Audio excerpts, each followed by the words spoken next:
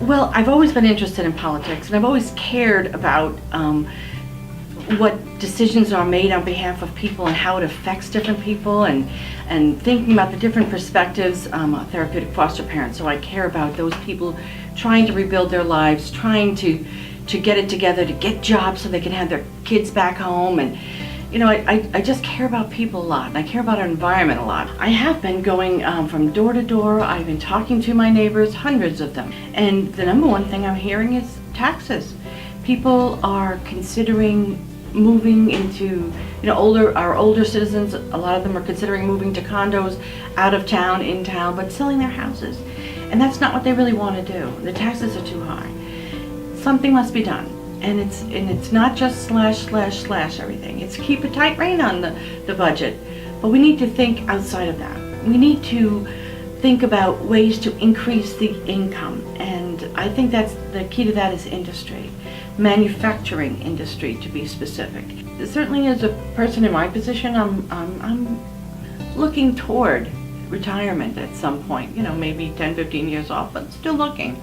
And I don't want to have to sell the home that I love to live somewhere else either. So I am your neighbor, and I hear you, and I feel it. And we need to get smart about that. Lots of other issues, traffic, and I know the folks at First Atlantic like to cross the street and go for walks. I mean, they're active seniors in our community, and it's just not a safe crossing, so we're working on that one as well. I insist that I'm very informed on the issues that are going on. If you would see my dining room table, my situation room, I am learning and hearing and becoming an expert at what's going on down in Camp Ellis. That's a very big issue. And I think that anyone who runs for Saco City Council in Ward 4 should be well informed on that and be prepared to advocate, because I think that potentially, even above and beyond this new schools, that's going to be the biggest financial impact or obstacle that's going to face our council in the next 2 years. And people say, well, we've been dealing with it for 25 years. Well, it's coming to a head. Something's going to happen. And I think the city council right now is on a good path, and I am not backing down on that. It's going to remain a priority, and it has to. I am chair of the Saco Conservation Commission, and in that role, we're doing great things.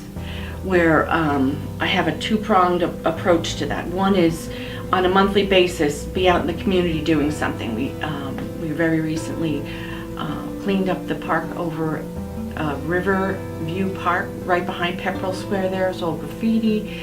We cleaned that up and painted the walls and put gravel down to improve the trails, and doing something like that lets the community know that we care. I've worked through the city administrator. We're getting a greenbelt idea included in the comprehensive plan.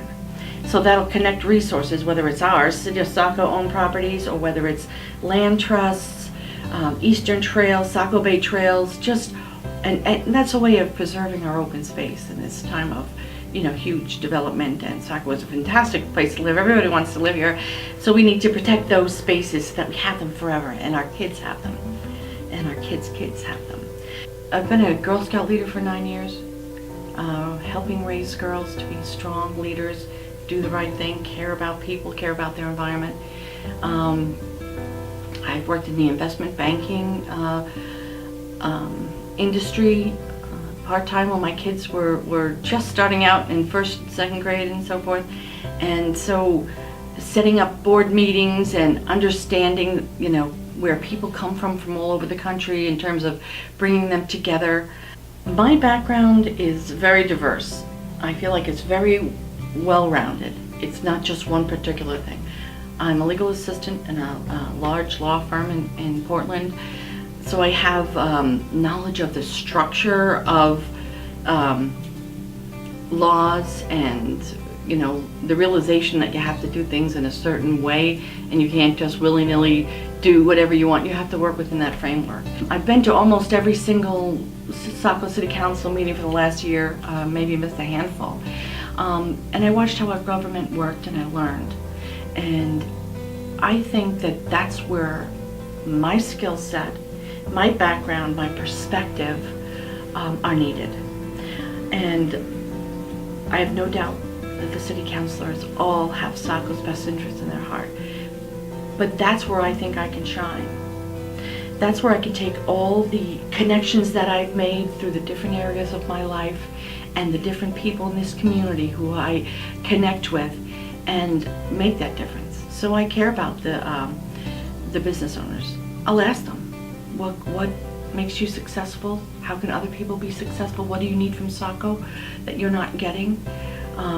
What do you think are wasteful? You know, just talking to people and getting perspectives, and I'm not afraid to use my voice.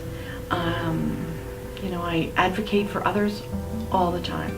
That's really where my strength is, and I think the city council is the way to help more people and to make Saco a better place.